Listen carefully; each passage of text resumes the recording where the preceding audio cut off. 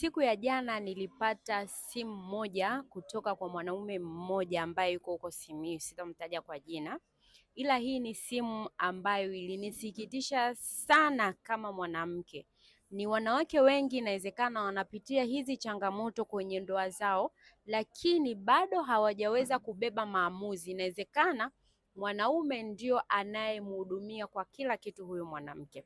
Stori hii iko kama ifuatavyo. Jana nilivyopata ile simu ni kwamba mwanaume alishakuwa na wanawake wengine, lakini alishabahatika kupata watoto nje ya yule mwanamke ambaye amemuoa. Lakini yule mwanamke ambaye amemuoa anaelekea miaka 30 sasa hivi na wapo kwenye ndoa kwa miaka 10, lakini mwanamke anaelekea miaka 30 sasa hivi hajabahatika kupata mtoto. Sawa?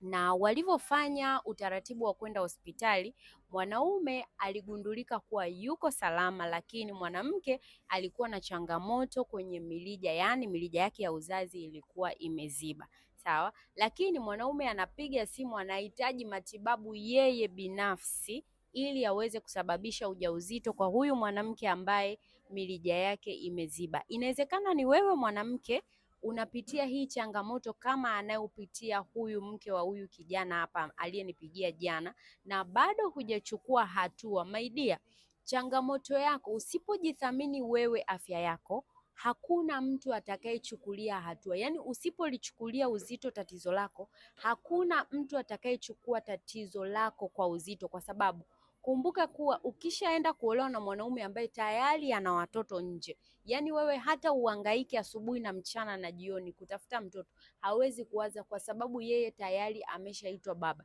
Hivyo ukiwa unapitia changamoto zozote za kiafya, usisubirie mpaka mwanaume atoe kauli. Chukua hatua mapema, kufanya vipimo, tafuta matibabu kwa gharama yoyote ili uanze kukabiliana na hiyo changamoto, kwa sababu unaweza ukapata changamoto za uvimbe, ukapata saratani ya shingo ya kizazi, ukapoteza uhai, lakini mwanaume wako unamwacha akiwa na dunda na bado ana watoto wengine. Kwa usinyamaze kimya ukiwa unapitia changamoto ukazani kuna siku mwanaume atabadilika akakuonea huruma, wakati unajua tayari ana watoto nje ya ndoa.